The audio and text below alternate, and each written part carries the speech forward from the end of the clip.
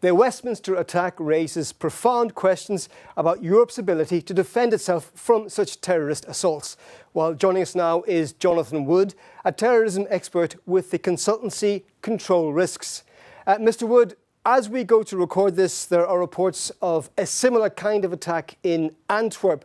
We don't have many details, but do these crude but deadly attacks, do they suggest that the extremists have now a reduced capability to carry out large-scale bomb and gun attacks as we've seen in Paris and elsewhere? It doesn't necessarily indicate that they no longer have the capability to mount those attacks. It does seem to indicate that they have pursued a strategy of attacking softer, less well-defended targets, public spaces, crowded places, open access areas, for which these less sophisticated, lower-tech attack methods are suitable. And we firmly expect that this particular threat will continue over the course of this year, and we may be seeing, to some degree, resonance of these vehicle ramming incidents.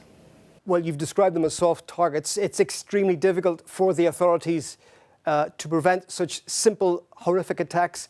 Does that mean that citizens in major European cities have to learn to live with this fear, or could more be done? It's really very difficult to defend and prevent against these types of incidents in public places. There are simply many more targets that are amenable to attack than there are places that are feasible to defend. In this case, of course, and vehicle ramming incidents more generally in any public space, any anti-vehicle measures or other physical security protections will simply deter or deflect those types of incidents to other locations.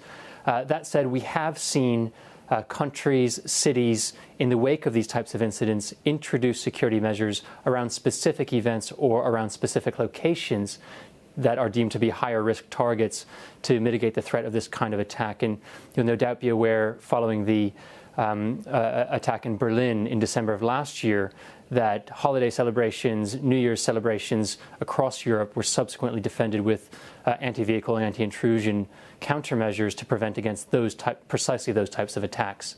Are European authorities getting better at cooperation and intelligence sharing, or is there still much to be done to prevent these kinds of things? It's fair to say that the potential for more foreign fighters to return to Western Europe from Syria and Iraq will further strain those limited resources and force prioritization among threats and make it very difficult for security forces to systematically and comprehensively monitor all potential targets all of the time.